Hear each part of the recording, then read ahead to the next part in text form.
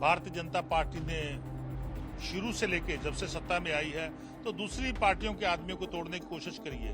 पंजाब में अब इनका जो प्रेसिडेंट है मिस्टर सुनील जाखड़, उसको कांग्रेस पार्टी से लेके आए। अब जो पंजाब से इन्होंने मंत्री बनाया, जिसको राजस्थान से टिकट दी, वो भी कांग्रेस से लेके आए। तो ये दूसरों पार्टियों से खरीदो फरीकत करते हैं, पर लेकिन दूसरी पार्टियों से लेके रीजनल तो इनके पास कुछ भी नहीं है। भारतीय जनता पार्टी पंजाब में 0 है, इसीलिए दूसरी पार्टियों की तरफ जाते हैं। पर लेकिन हमारा एक एक कार्यकर्ता, एक एक एमएलए, एक एक चेयरमैन जो है वो अरविंद केजरीवाल जी के साथ, वो सरदार भगवंत सिंह मान जी के साथ चट्टान की तरह खड़ा है। पर लेकिन ये देश के सामने एक्सपोज हो गया कि भारतीय जनता पार्टी खरीदो फरोख्त करती है। पंजाब विधानसभा चुनाव को 1 साल रह गया, लेकिन पंजाब में राजनीति गर्मा गई है। हमारे साथ बात करने के लिए इस वक्त हैं हरपाल चीमा। सर, बहुत सारी चीजें हैं, लेकिन हम सबसे पहले शुरू करते हैं कि जो आपकी आम आदमी पार्टी की संगरूर एमएलए हैं नरेंद्र कौर ने एक बहुत बड़ा दावा किया और बोला है कि भाई नायब सिंह सैनी ने उनको बंद कमरे के लिए मीटिंग के लिए बुलाया, उन्हें अप्रोच किया जा रहा है। आप लोगों का क्या कहना है? क्या पोचिंग की शुरुआत की एलिगेशन है? देखिए, भारतीय जनता पार्टी ने शुरू से लेके जब से सत्ता में आई है तो दूसरी पार्टियों के आदमियों को तोड़ने की कोशिश करी है। पंजाब में अब इनका जो प्रेसिडेंट है मिस्टर सुनील जाखड़, उसको कांग्रेस पार्टी से लेके आए। अब जो पंजाब से इन्होंने मंत्री बनाया, जिसको राजस्थान से टिकट दी, वो भी कांग्रेस से लेके आए। तो ये दूसरों पार्टियों से खरीदो फरीकत करते हैं, पर लेकिन दूसरी पार्टियों से लेकर रीजनल तो इनके पास कुछ भी नहीं है। भारतीय जनता पार्टी पंजाब में 0 है, इसीलिए दूसरी पार्टियों की तरफ जाते हैं। पर लेकिन हमारा एक एक कार्यकर्ता, एक एक एमएलए, एक एक चेयरमैन जो है वो अरविंद केजरीवाल जी के साथ, वो सरदार भगवंत सिंह मान जी के साथ चट्टान की तरह खड़ा है। पर लेकिन ये देश के सामने एक्सपोज हो गया कि भारतीय जनता पार्टी खरीदो फरोख्त करती है, वो सेल परचेज में विश्वास रखती है, उसका डेमोक्रेसी में कोई भी विश्वास नहीं है। वो देश के लोकतंत्र के लिए एक बहुत बड़ा खतरा बनी हुई है। सर, कई महीनों में हमने देखा है कि जब 2022 में जब आपकी सरकार आई थी, तब आप लोगों ने एक एफआईआर वगैरह भी दर्ज किया था, क्योंकि ऑपरेशन लोटस की बात तब भी उठी थी। और अब क्योंकि अंतिम चरण में है पंजाब, तो आपको लगता है कि इतने संगीन आरोप हैं कि आप लोग कुछ कानूनी कार्रवाई इस पे करेंगे? देखिए, वो तो इसके बारे में हमारे जो विधायक साहबान को अप्रोच किया, वो एविडेंस देंगे।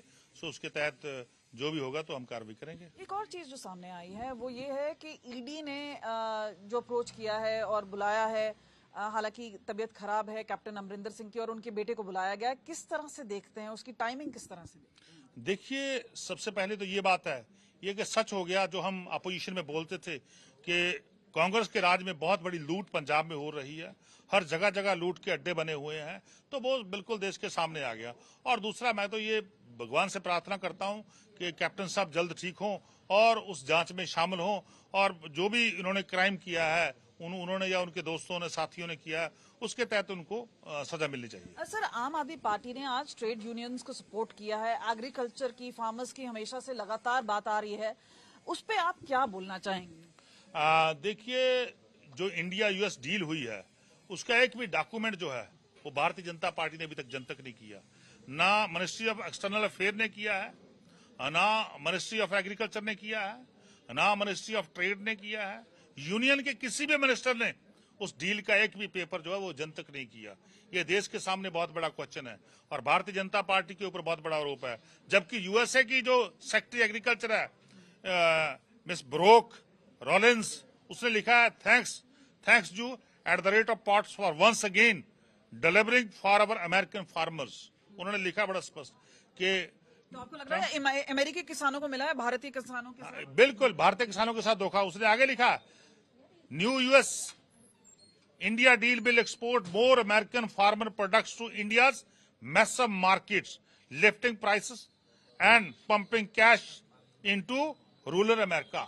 सो इसका मतलब कि जो अमेरिका के फार्मर है वो मजबूत होंगे और देश के, भारत के जो मजदूर हैं, जो हमारे फार्मर हैं, जो हमारे आम नागरिक हैं, उनको जो है यूएसए के सामने भारतीय जनता पार्टी ने बेच दिया। सर, एक आखिरी सवाल पूछना चाहेंगे। सर, हरियाणा का बजट सेशन आ रहा है, आप लोगों का बजट सेशन कब आएगा? और जो महिलाओं को प्रोमिसेस दिए गए थे 1000 रुपए देने के, क्योंकि अब तो बिल्कुल अंतिम चरण ही रह चुका है, वो कब तक पूरा हो पाएगा? बिल्कुल 31 मार्च से पहले हम बजट पेश करेंगे, जल्द उन डेटों का ऐलान भी करेंगे।